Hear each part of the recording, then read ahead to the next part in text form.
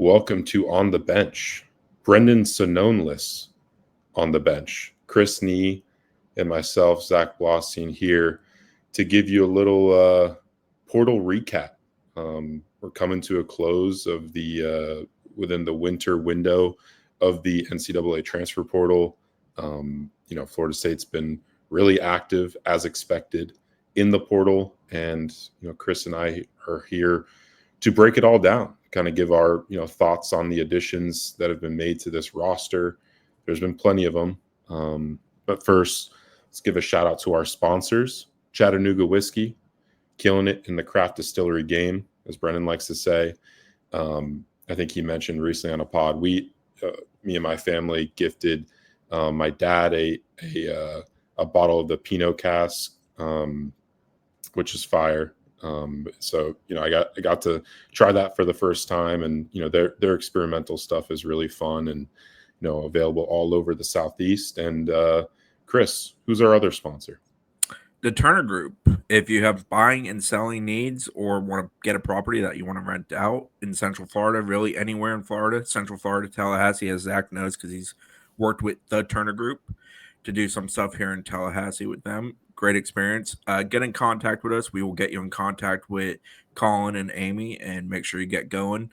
Turner Group does great work. I always suggest for those who are interested in maybe, taking a venture with them, whether it's selling a place or looking to buy a place, their Instagram is kind of a great demonstration of the business they run. It's, kind of boutique to a degree in the sense where they work really well together, small group. They're going to give you a lot of personal attention. Also have a ton of great properties that I notice on there. Not that I'm looking to buy because I have no interest in moving again anytime in the near future. But if I was, I would go to the Turner Group. Awesome. So yeah, like we mentioned at the start of the show, want to get into the transfer portal when it comes to Florida State's activity in it over the last month. It feels like it's just about wrapped up. There are a few names that are outstanding that have either visited FSU or that FSU's been linked to, that we'll get into in a little bit. But want to go into some of the additions that have been made, and I know we've updated this multiple times over the course of December and into January, but this past week was kind of the final, big visit window for transfers, January 1st to the 5th. And we saw Florida State bring a number of players to campus. And the returns of those visits have been really strong. I mean, they've had a high hit rate on the guys that they've wanted.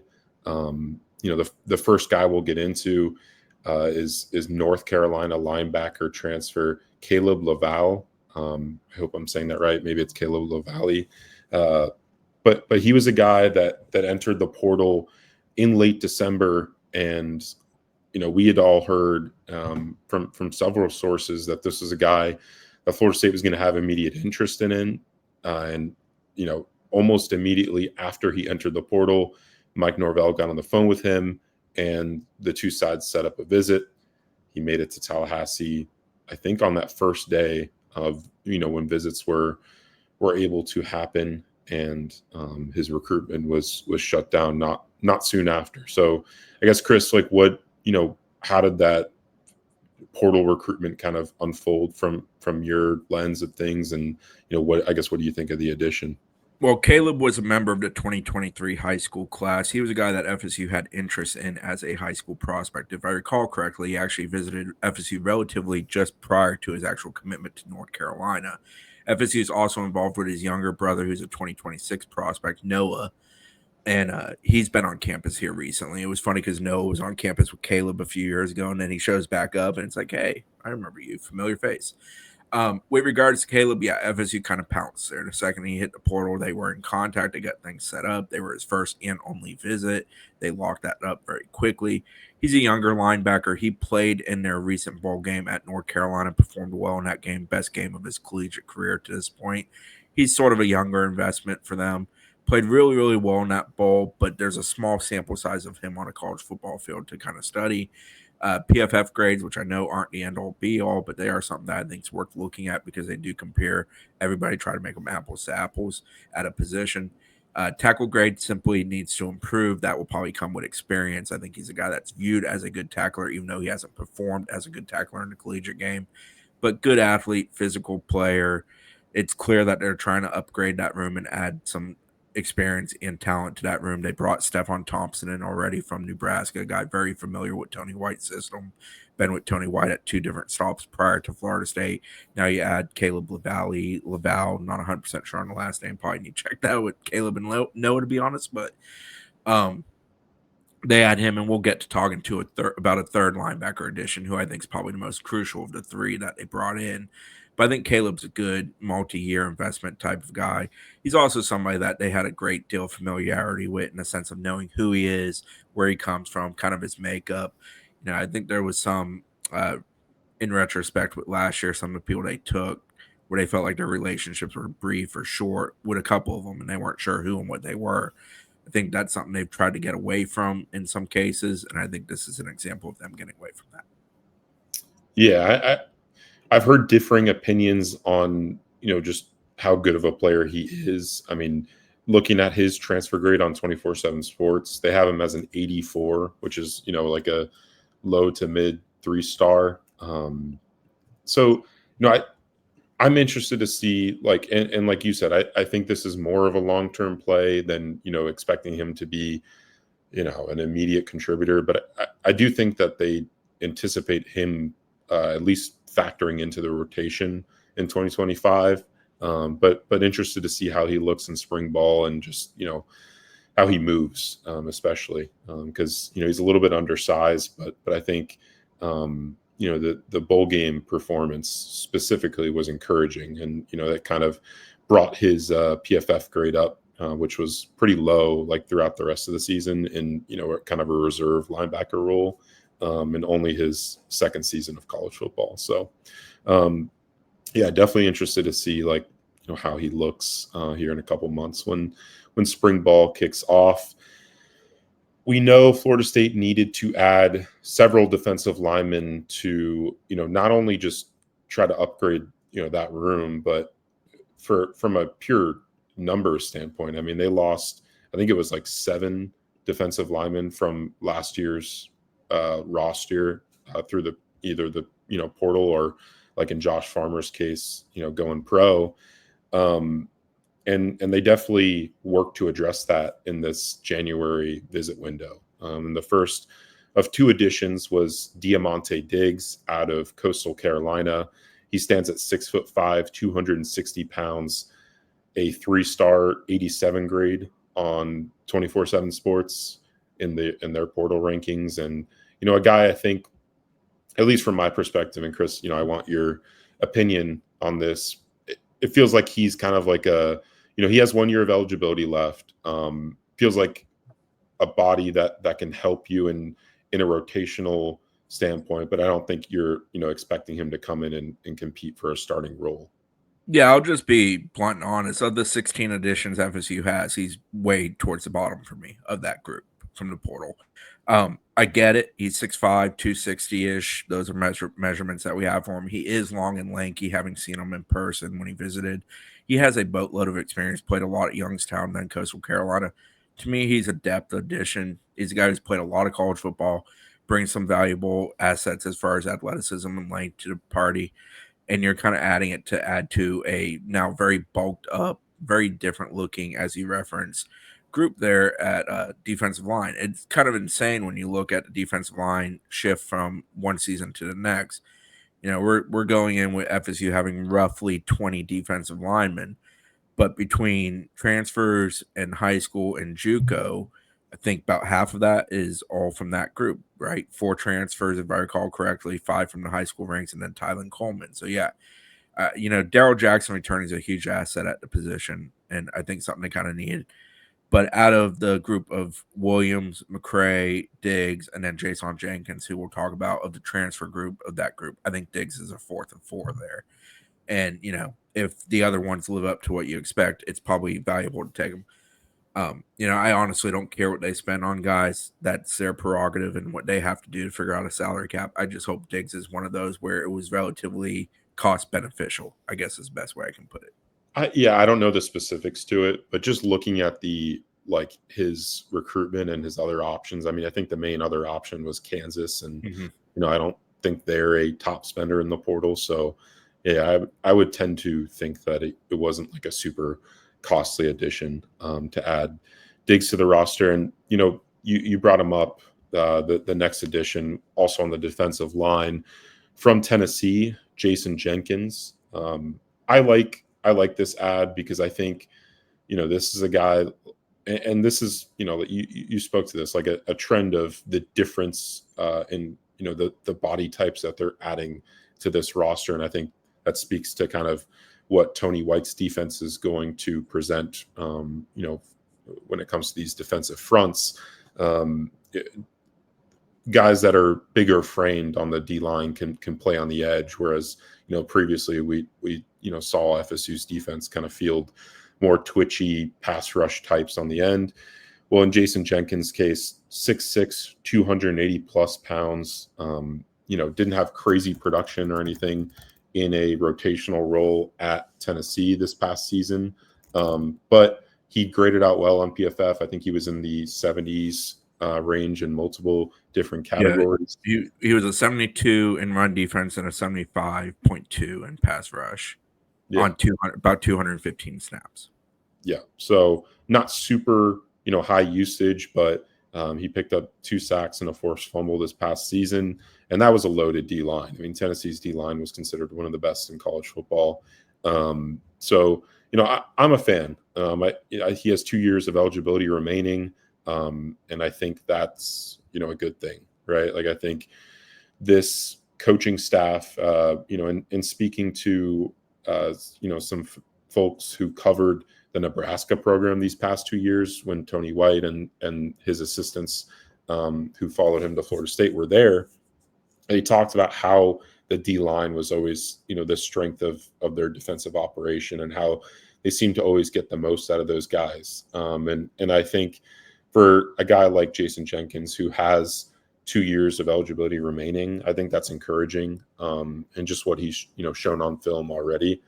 So yeah, I'm a fan of this take. I think, like you said, Chris, I think Diamante Diggs is more of a depth piece, where I think Jenkins has the ceiling to potentially start for you. Maybe not even this upcoming year, but in the future. And I think he has the ability to work towards that. So I'm a fan. I like this take, and FSU beat out some other schools like North Carolina, where he visited prior to FSU, and there were some other schools that were on his visit agenda, like Texas Tech and a few others. Yeah, I think NC State wanted to bring him into 6'6", 282. I think he has versatility to play a few roles up front for them. Really like the way he's built. It's a little bit of a projection versus production type of take, but some of that is Tennessee was loaded on the D line. Yeah. From talking to people tied to Tennessee, they thought highly of Jenkins, thought he would be a guy who would move up in the rotation this year and play a much more prominent role for them. I think there was disappointment within the Tennessee program to lose him to some degree, in the sense where they believed he was a building block, a guy that they were going to continue with. But those things don't really exist in college football anymore because of the portal. I will add Chris Murray was another guy they looked at. Murray, to me, is a little bit more defined edge versus Jenkins, who may have multi-positional flexibility, but Murray's also a much more production guy. He's done a lot at Sam Houston State last year and did very well for the conference level he was playing at. He went to Auburn instead of FSU after visiting FSU and committed to Auburn. To me, I kind of view the two of them in a similar prism, not that they were going to only take one or the other, but in the sense of they're relatively comparable for the role they could potentially play for FSU next year. And it will be an interesting case study because Murray is production and probably pretty close to his ceiling for what he'll be as a collegiate player. Jenkins a little bit more projection, and if you up those reps from 200 to 400, how do the numbers change? How does the production change? How does just simply the physical maturation he's still going through as a younger player than Murray impact him? It will be interesting. I do like the take. I think he's a good player. He's a guy that they kind of had circled going into the January 1st to 5th window. And as pieces got moved around the table, I think Murray wasn't a sure thing. The effort was made to bring him in. They secured him pretty quickly. Yeah, it was an interesting kind of development with those two guys specifically. And a guy you mentioned earlier, adding to the linebacker room, which, I thought was important. I'm glad FSU decided to make some additions to this room. But Elijah Herring from Memphis, he was actually formerly at Tennessee with Jenkins. And he's a guy that is a more experienced player, was a starter at Memphis this past year when healthy, and originally from the state of Georgia. He had 3.5 sacks, 60 tackles this past season, total tackles, and 4 PBUs. So, and a guy that's put up some production. I think, from a skill set perspective, I think you can expect this guy to compete for a starting role within FSU's linebacker room this season. He had other like ACC teams in on him. I think Cal was kind of the other top contender. And, this is a guy that FSU was like poking around at last offseason when he entered the portal and transferred from Tennessee to Memphis. But they, this time around decided to pursue him and add him. And, I think this is a good addition. I think he's going to provide immediate impact for you in that linebacker room. And, it's a young room with not a ton of experience. So I think adding someone like this who has had plenty of experience at the college level was important. And I'm a fan. I guess what are your thoughts on him, Chris? So I watched Memphis's game before they played FSU this past year. I think it was Troy, might have been South Alabama, but I think it was Troy. He played outstanding in that game. And then he ended up not playing against FSU because he got banged up. I like him a lot. I think he's very good downhill. I think he's a guy that provides a nice level of physicality. I think in a room where you just need to get guys who have played it at a pretty good level, he is a guy that you're getting who has proven production at both an SEC level school from his time at Tennessee and then this past year at Memphis where he seemed to grow even further as a player. Yeah, I like him. I think of the 3 linebacker takes, he's the best one they took. I think he's the guy that's going to help them the most immediately. I think he brings a level of physicality that they liked. I think part of the reason they probably moved off of MWT, Marquez Watson Trent, who visited immediately in the window, was size and physicality. I think Elijah appealed to them greater in those regards than MWT did. MWT ended up going to Nebraska. He's a very good player, conference player of the year at Georgia Southern, and super productive. But I think there's certain elements that FSU has to add in that linebacker room because they simply didn't have them coming back that Herring provided at a higher level. Yeah, I was happy when it got back on because this is an interesting visit. Zach had reported some during Christmas time leading up to New Year's that FSU was interested and they were working on a date, and then it kind of went hush. And Zach was basically told we're not ready to bring him in yet. Well, things progressed to January 1st, January 2nd. And here he is showing up in the morning. And him and Jayson Jenkins actually came in together in the sense of like arriving at FSU together. They're very close. They're good friends from their time at Tennessee. Squirrel, who we're about to talk to, is sort of the trio of that bunch who they all know each other from Tennessee. So there's an element of that with those guys. But I think Herring's very valuable at among the group of 16. I think he's towards the upper tier for them as far as contributors out of the gate. I also think he's probably the best one at the position that took in the group. Yeah, I agree with both of those assessments. And, you mentioned Mr. Squirrel White, one of the more big-time additions that Florida State made to its roster this offseason. I think he was just like, to me, it was the perfect fit for what FSU needs in its offense, right? They added the size through the high school ranks and through the portal.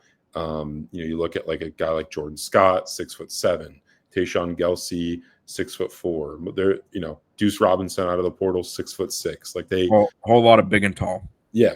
So they checked that box multiple times. And it felt like they needed that dynamic, speedster out of the slot to kind of diversify their receiving room. And to me, like, there were other options in the portal, right?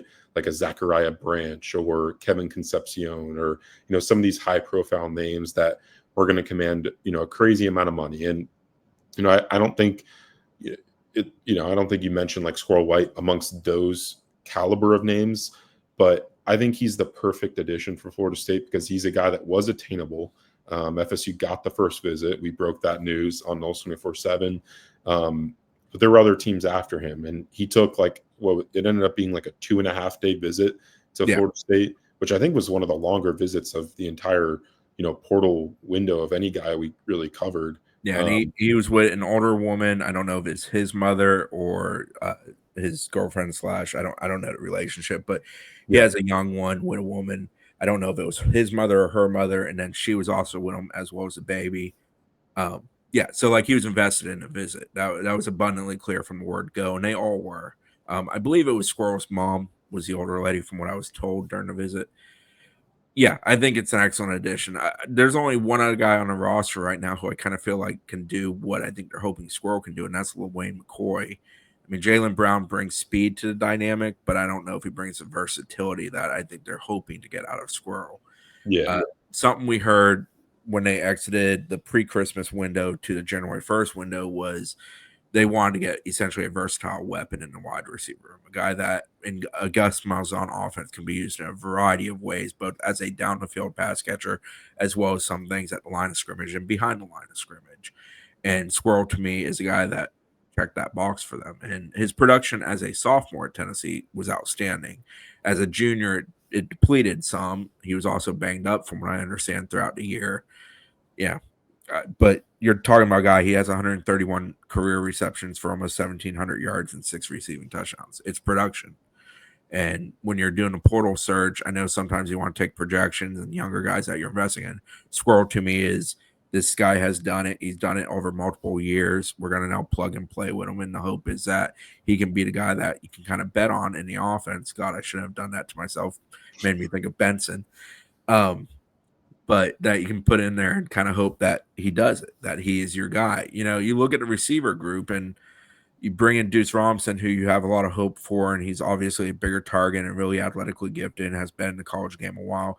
But that whole group as an entirety is just so young. Jordan Scott's one of the oldest guys in that group other than Squirrel White, and he's coming from JUCO. So essentially in your system, he's year one, new guy at the D1 level. So they need somebody who has done it before. And to me, Squirrel White is that guy. yeah. And I think the one like clear drawback with Squirrel, I think, is just his size. He's listed 5'10", just over like 165 pounds. So I think that we saw that kind of take place with him this past season. Like, he battled multiple different injuries over the course of the year, and I think that speaks to his limited production in 2024. But when he's healthy, and he's able to access his skill set, I mean, you mentioned his sophomore year, 67 catches, 803 yards, and 2 touchdowns. And he's just like you mentioned, Wayne McCoy, right? Like that's a guy that kind of is in a similar skill set, but Squirrel White is just like, he's got like elite track speed, and I feel like that's something that FSU kind of lacks in its receiver room, right? They have a lot of guys that are pretty good football players, offer differing skill sets, whether it's size or shiftiness, and I think with Squirrel White, like, he has that true breakaway speed that I think FSU really needed to add to its offense. And I think that's kind of what they were looking for. And they really nailed it with Squirrel White. I mean, he told us after his visit that he was potentially going to take trips to North Carolina and Oregon after FSU. FSU gets to, got him to lock it down, just a day after his trip. And, I don't think he visited anywhere else. So just a big deal to add him and kind of put a nice, finishing touch and, to their efforts this week. Yeah, the staff was very excited to add him. Outwardly, you saw Gus tweet about it. You saw Tim Harris Jr., wide receiver coach, tweet about it as well. But in the house during the weekend as a kid, or not during the weekend, but during the visit for Squirrel, it was abundantly clear that they really, really valued him. He was a guy they sort of circled. You're always playing the game with the portal of, will somebody else enter? Can we get in it? Caden Robinson, very talented kid that, again, the staff was familiar with, jumped in from App State. But we immediately saw a really difficult list of suitors for him. And as you're coming down to the finish line and options are getting more and more limited, desperation sets in for schools, price goes up, things like that. you got to kind of pick your punches. And I think Squirrel was a guy that pre-visit they valued, in the visit they loved, post-visit to land them they also loved. So I think that speaks to they feel very good about this being one that satisfies a need they believe existed. Absolutely. And there's still a few names out there that Florida State's involved with. One guy that they hosted who has not announced a decision at this point this past week was Traylon Ray, another wide receiver. I'm I'm still trying to dig on this and what FSU's plans are as when it comes to like potentially adding another receiver to their roster. The issue with Ray is obviously he suffered a significant injury in the latter half of the season. Yeah, November. For West Virginia, and he was kind of rolling around on a scooter on his visit. So that's something to monitor. I know he said he has visits to Mississippi State and Ole Miss set up for I think the next couple of days. So we'll see kind of where that one goes. I'm going to dig on that and try to figure out whether FSU is still in the market for another transfer wideout addition after adding Squirrel White. And then another guy on offense, Rasul Faison, the running back from Utah State, who was granted an extra year or was expected to be granted an extra year of eligibility due to the recent NCAA JUCO ruling, which was related to Diego Pavia, the Vanderbilt quarterback who got and then whatever. I'm getting too in the weeds, but he got an injunction that was to help Zach out and let him catch a breath on Faison. He's been to 5 or 6, so UCLA's in that. He went from FSU to Bama to Utah to North Carolina to South Carolina. I believe all 5 of those are involved, as well as UCLA. I can't recall if he went to UCLA to FSU. He's very talented, ultra productive, older running back. So he's really appealing. I think it's sort of a +1 scenario for FSU. Like, I don't think they're desperate at running back by any stretch. They obviously added Chroma. He is not an early enrollee, but he's a guy they very much value and they really invested in to get here. They returned the likes of Keziah Holmes, Jalen Lucas, Roydell Williams, Sam Singleton, Cam Davis, Micah Danzy, because that room's very populated. It's not a matter of needing a body in there. I think it's a matter of he is probably viewed in a similar manner to Roydell Williams from a body size and a skill set standpoint, and probably slightly viewed as possibly being a better version of that. I think that's why FSU's in pursuit. We'll see. We're getting to crunch time with him. I heard he liked the visit a great deal. I know there's been plenty put out there that there's optimism because of things that are being said in his camp. He's still taking a lot of visits. He's a valued guy. Again, they're commodities down the stretch as numbers limit. A school like UNC just missed on a running back young man that chose USC the other day, who I think was actually a JUCO, not a transfer. So there's a need there. Obviously, Bill Belichick's there, going to run the ball. South Carolina plays ball in NIL. That's no secret. They're a school that's aggressive with NIL. If they need a guy, they're going to go pursue it. I believe they return Rocket Sanders, though. So I'm not sure there's necessarily need. It's just going to be interesting. When you get into the way I view transfers with FSU, especially this cycle, is when they get them on campus, obviously feel good that they have a legitimate chance because the visit is happening. They make a judgment on the visit, how far they're willing to go in the sense of trying to pursue a guy, or if they truly want to pursue a guy, MWT versus Herring, for example. And then if they step off campus and go somewhere else, there's a level of concern. Chris Murray, Auburn, for example. So, he visited here. He's gone to a bunch of places since. We'll see if the optimism holds out and they win out in the end. I don't know. I don't think he makes or breaks FSU, but I do think he is a guy who probably is quickly inserted into that room and one of the top 2-3 guys total in that room, without a doubt. Yeah. I mean, he's got really solid production. I mean, 1,100 yards this past season with 8 touchdowns, averaged almost 6 yards a carry the past 2 years. I mean, he would contend for a starting role right away. That would be the expectation. My take on this recruitment is, FSU's putting a lot of resources into its running back room and just developing a strong running game. Because that's Gus Malzahn's MO when it comes to his offensive scheme.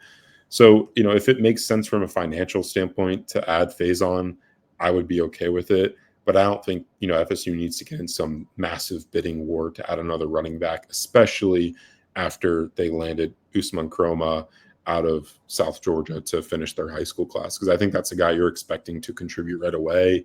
And I don't know that it's worth, spending a ton of resources to add another running back to that room, considering, like everything else you've added to this roster and what you might need to add after spring football. So, yeah, interested to see how that one plays out. It's been funny just seeing kind of the dialogue like on social media and stuff, because I guess someone in his camp is expressing that they want him at Florida State, but I don't think Faison himself has said anything to suggest that it's a done deal. And he's at North Carolina today on a visit. And a photo of him and Bill Belichick just dropped on social media. So, yeah, I mean, he's still going through the process. We'll see. He had mentioned that he might make a decision on the 8th. So I think that's on Wednesday. Yep. So that would probably be after his South Carolina visit, which is expected to take place after his trip to UNC. So we'll see. As things stand right now, FSU has added 9 on offense. They added a quarterback, Thomas Castellanos, 2 receivers and Squirrel White and Deuce Robinson, 2 tight ends and Randy Pittman and Marcus Douglas. Welcome back, Biscuit. And 4 O linemen and offensive tackles Micah Pettis and Gunnar Hansen, offensive guard Adrian Medley, and center Luke Pettibon. Defensively, they've added 7, and all 7 fit in the front. 6-7, however they're going to run it these days at FSU, the 3-3 or the 4-3 up front.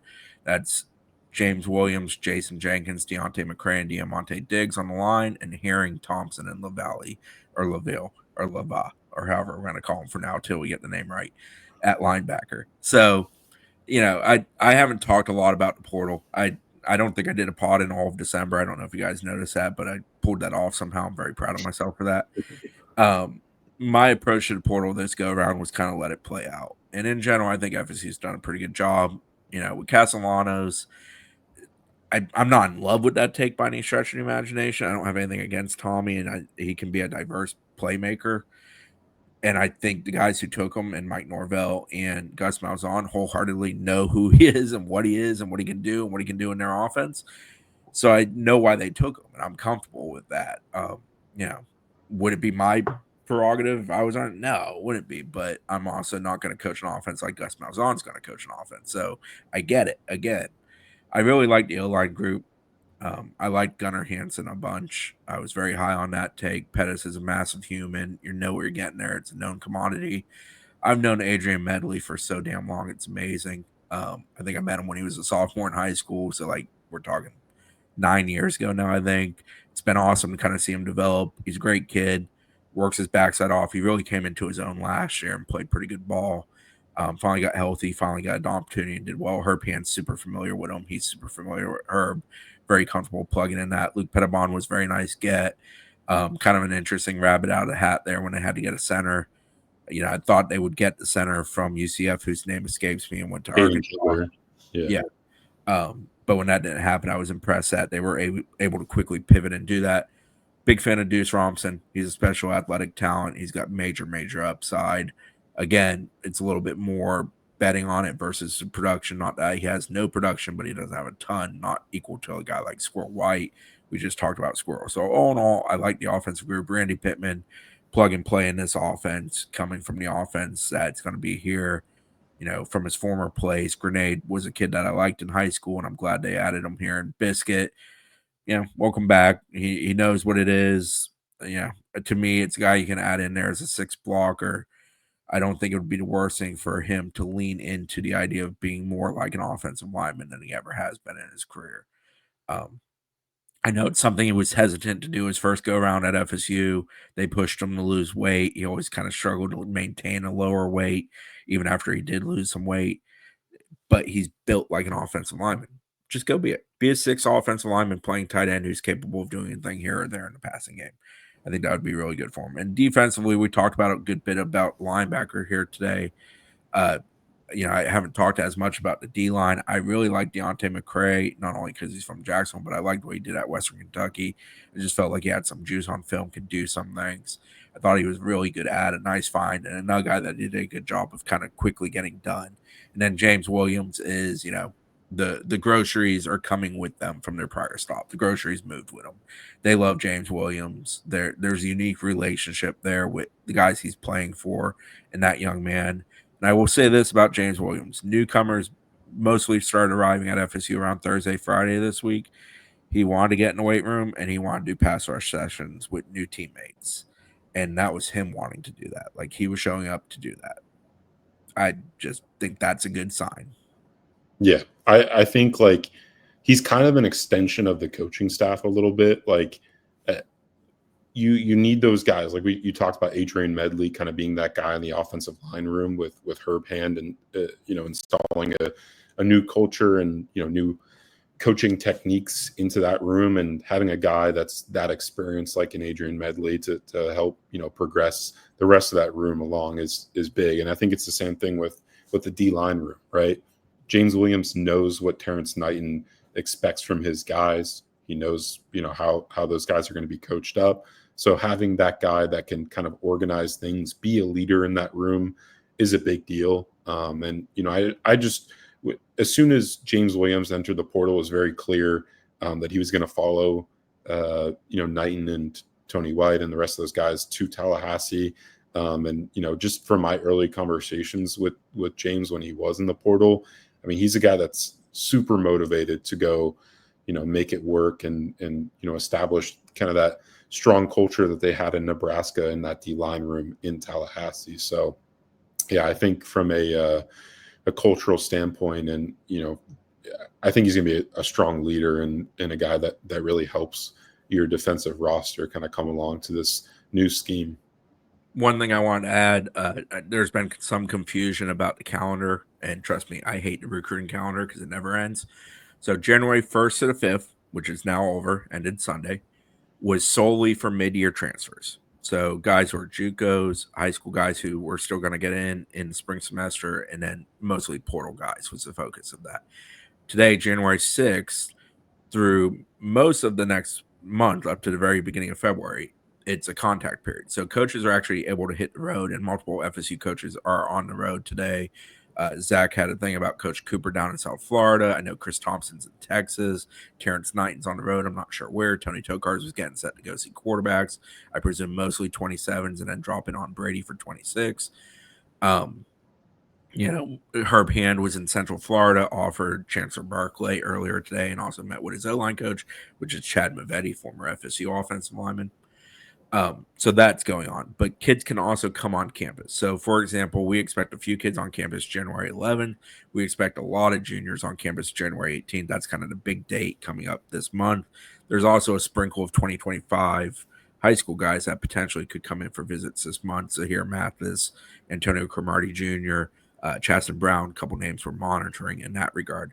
There's also, for portal guys, from an FSU perspective, they can still come in this week. They can truthfully come in beyond this week for probably another 2 weeks. I think Trey Benson was like January 22nd. We've had some that have been middle to latter part of the month in the past. It gets a little more difficult to get them in after drop ad ends, which ends later this week that we're in right now. I don't think FSU is going to bring in a ton more portal guys, but obviously some could still enter via the playoffs, etc., so on and so forth.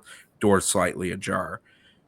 All that calendar talk to clarify it, but also to introduce this buyer Sinone. FSU adds 2 more portal guys before spring football. 2 more. Well, Zach deliberates. I'll remind you that's brought to you by the Turner Group. Also none. I'll say 1. Yeah, I'm with you. I think there's an effort to best available / maybe satisfy another item or 2 at positions. Obviously, we've talked about Russell Faison, the running back. If it's not a running back and not Faison, I think he's the only running back currently that's really on the board. What position do you think FSU most needs to look at to bring a guy in? Well, in my opinion, I think they need a DB. I don't know that they feel like they need a DB. To me, like projecting the defensive back room, and I know Dane has done a good job for us kind of do like looking into this, but it just feels like they're relying on a lot of really young pieces with not a ton of experience to play significant roles in their defensive backfield this upcoming season. And that's not to say that those guys can't be good players, and I think there's a lot of talented players in that DB room, and that makes me feel good about the future of the room. But it feels like one addition, either at corner or safety, to help bring along some of those young guys and not make it such a, like right now. I mean, what are you projecting your starting corners as, right? Like Right, because Duke you lost Jones Fentrell Cypress and you and lost AZ Thomas. AZ Thomas. So Yeah. you have 15 scholarship DBs right now, and then we're going to throw Smoke White in there because he's a guy that deserves respect on his name. So 16, and of those 16, 15 of them will be here for the spring. Zay Thomas is a lone addition that will come after spring from a defensive back standpoint. So you return experience in the sense of like a Shaheem Brown, Earl Little, Edwin Joseph, KJ Kirkland played a good amount of reps this year, Quindarius Jones, Conrad Hussey, and then you get into a really young group. Jabril Rawls has sort of bridged that group. Kai Bates, Charles Lesser, Ricky Knight, and then Jamari Howard, who was hurt. And then you've recently welcomed to campus Shamar Anu and Max Redmond. So yeah, I agree with you. There is in the sense of there is a bit to be determined at the cornerback spots. I definitely think Quindarius Jones is one of those guys to fill in one of those two roles. But does it? So this day and age, you're balancing payroll, you're balancing 105 spots, a whole lot of dynamics to roster management, as we know. FSU has 16, 15 guys in the spring that they're going to be able to evaluate with regards to that secondary. Do you think it's the worst thing if they do that, come out of spring and they're satisfied and it was a good bet? Or if they're not, they obviously have to be aggressive in what will probably be a relatively smaller, less desirable defensive back portal window there post spring? Yeah, I have a hard time I think Quindarius Jones and Jabril Rawls are good players, right? And they've had bright moments in their limited roles to this point. But to me, it feels like expecting those two guys to just be the starters, or if not those guys, then some of these guys that were true freshmen this past season that didn't really see burn at all. That feels hard to project for me. But I mean, I know this this defensive staff thinks that they can get the most out of these players, and we'll have them prepared to play. And I mean, Tony White talked on record on in this press conference, his introductory press conference, about just how talented the defensive back room is at FSU. And I agree. I think in addition, and my point would be I think a pre-spring edition, especially in the corner room, would make sense, because a lot of the guys you mentioned that do have that experience, that returning experience, are either at nickel or safety, or previously played nickel or safety for FSU. So yeah, I mean, that would be my argument, but I understand the counterpoint to whether you can allocate resources to that room with all the young talent that you have there, and just from a pure numbers standpoint on the roster. Yeah, one last thought on the defensive back room. It is interesting to me from a retention standpoint. Conrad Hussey's still here. It's well documented, I think, very highly of his athletic ability and what he's capable of being. I think maturity has to come along for him. I think he's a very interesting piece in spring, because if he suddenly finds a role and settles into it, do you move Edwin Joseph around? Could Edwin be one of your corners? I think Edwin's capable of being a corner, not a nickel or a safety. It gets interesting. So yeah, a whole lot of uncertainty with the secondary, but I think it's also really intriguing. I mean, spring as a whole is going to be intriguing. There's 31 new players for sure this spring for FSU, so about a third of the team's going to be new faces. So that brings intrigue. But the secondary, which doesn't have a lot of new faces outside two high schoolers, definitely provides it. I'd be greedy. I'd always go after a D lineman. But I know cost is a massive thing there. I'm sure Jenkins didn't come cheap. I like what they've done there, but I would always be for adding more and more big bodies up front. I just think you can never have enough. The best season this place has had in the last several was because they had the likes of Braden Fisk and Fabian Love, and you had to pick one of them to be on the bench. Not the worst predicament in the world. So there's that. I think a lot of people would also probably say maybe another receiver, and I don't think we're off on agreeing with that. And I think FSU's deliberating on that. I think that's why Traylon Ray came in, for example. And then the final one would probably be a swing lineman, basically like a sixth lineman, a guy that provide a little bit of a bridge, because we talked about those 4 transfers in on the O line. And then Richie Leonard is sort of the guy I think we view as a fifth. And then TJ Ferguson and Jacob Rizzi are older guys. So they're there, but Ferguson didn't do anything right home about last year. And Rizzi, we shall see. I think he'd probably be your backup center to Pettibon right now if I was doing a depth chart personally. But after that, it's a whole lot of like to be determined. Andre Otto is one of the more experienced guys right after that. Jalen Early, Lucas Simmons, who has to take a massive leap at tackle to be something we can depend upon at Florida State. Jonathan Daniel, Manasseh Tite, both were in their first year this past year. So kind of building a bridge in between. But again, it's probably tough to go to a guy in the portal and be like, hey, we want you here. We're not going to BS you. Starting role would probably be tough to come by, or at least, we brought these 2 in as tackles, but we would love if you're the third one. That's a tough sell, tough to find a guy like that. But I don't think it would be the worst thing if FSU was able to find somebody like that. Yeah.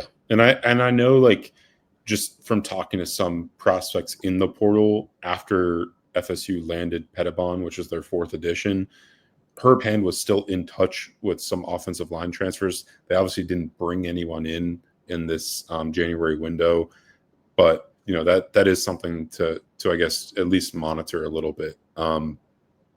And just transitioning into further talent acquisition that will impact the 2025 season. The 2025 recruiting class for high school prospects is there's still some names to know amongst that group. And, I think the most noteworthy one when it comes to, Florida State's chances for a, particular prospect of high caliber is Zahir Mathis. He's out of Philadelphia, defensive end, 4-star prospect who, has decided to, after decommitting from Ohio State in the fall, wait until February to sign with the program. And that's allowed a school like Florida State to get involved. Michigan is also in play. Penn State, UCLA are both in the mix as well. 6'6", 225 pounds, ranks top 100 in the composite rankings. And, a guy that is talented, but decided to wait. And I think he's an important one to note, especially because he has a visit set to FSU, or an expected visit to FSU this upcoming weekend. And, a guy that, we're still trying to, make sure that those visit plans are locked in. But Chris, I guess what's your take on this recruitment and, I guess just the early thoughts on, FSU's chances here? Don't honestly know on their chances. I've not talked to Mathis enough to really gauge it from his end of the spectrum. I've always sort of expected him to stay in the Mid-Atlantic, Northeast, Penn State type of plays, maybe a Michigan, which is a little bit more Midwest, obviously. So I guess I've kind of neglected it in the sense of giving it mine. Now, do I think FSU should pursue him? Yeah, I think it's always worth banking as many big bodies as you can. You lose a D.D. Holmes, for example. To me, Diggs is sort of a guy that may have taken DD's place on the roster with more experience, probably less upside, obviously, than DD had. But like Mathis is a guy that you can plug in there too, and you see. But like again, you're taking a January high school kid away from home, be buried on a pretty deep group at this point. Like, I don't know if the effort is worth the time in this day and age, the current version of college football.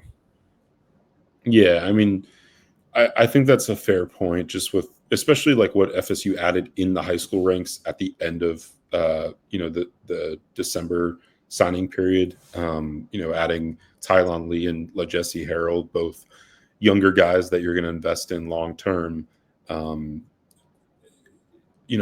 Michigan's involved, and we obviously know that they're a big NIL player now. So I don't think this is going to be a cheap recruitment to win. But I don't.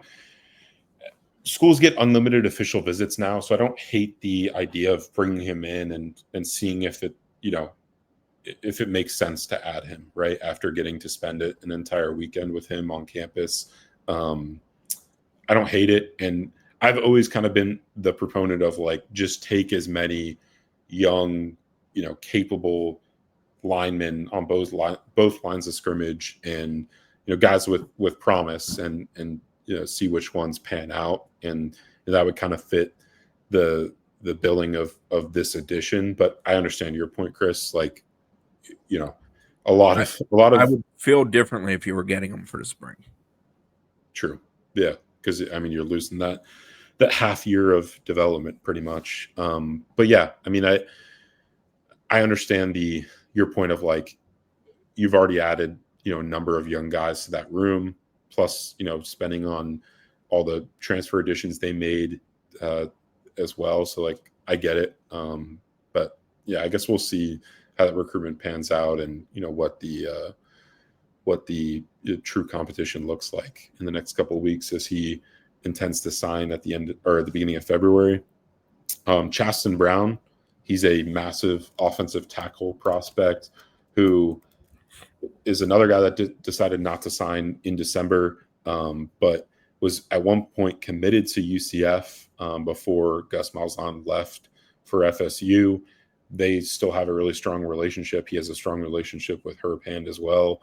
When we checked in with Brown recently, he had not scheduled an official visit to FSU, but we intend to keep checking up on that to see if that's a route that FSU plans to go when it comes to potentially adding Brown to the offensive line room. He's very much a developmental prospect, not a guy that's anywhere close to a finished product, but he's ranked in the top 247 because he has pretty elite measurables, 6'7", 270 pounds right now.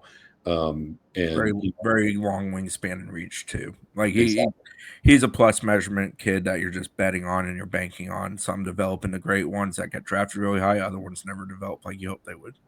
Yeah. So yeah, he's definitely an intriguing body type and someone that I think, we've all kind of been pushing for FSU to really invest in those types of, bodies out of the high school ranks, because it felt like, they were leaning more towards adding, guard type swing tackle bodies instead of those true long, lengthy tackles. So yeah, to me, I wouldn't hate it, but I don't know, the entire scope of his recruitment, but definitely going to track if he sets anything up. A name that got offered on Christmas Day, actually, Antonio Cromartie Jr. Obviously, the connection there. And he was pumped to get the offer, obviously. And he's a guy that, is when rosters get expanded to 105 scholarships, a guy like this, makes sense. The legacy, played his high school football in the state of Georgia, and a guy that, I think normally you would probably project him to be like a walk-on type player, but with the expanded roster, like it makes sense, to add a guy like him. And, he said he's probably going to take an OV to FSU on the 18th of January. So not this weekend, but the weekend after. And, he obviously an intriguing addition just because, the name, but he also had a pretty solid senior season over, he plays Carrollton. Yeah. He told me on Friday he was still trying to finalize the 18th, but that was the date that had kind of been circled. Gotcha. Then Brett Fitzgerald, the younger brother of Ryan Fitzgerald, who should have won the Lou Groza Award. Don't get me going on specialist award snubs. Oh yeah, those were travesties. But Brett Fitzgerald was a guy that FSU offered as a PWO. I guess Chris, you're the specialist expert, so give me the intel on this one. So it's interesting. Like Fitz has been to FSU a ton because of his older brother being here and them being relatively close in proximity to coming here. FSU takes Bruno, who can kick, he can punt, he can do both.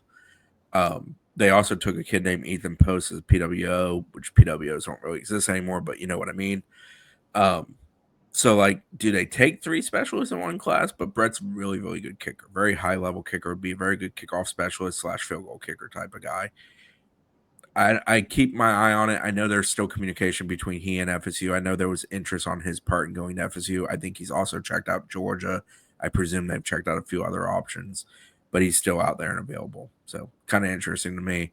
That all got kind of complicated when Bruno ended up in the fold, but I know FSU liked Bruno a ton. Yeah.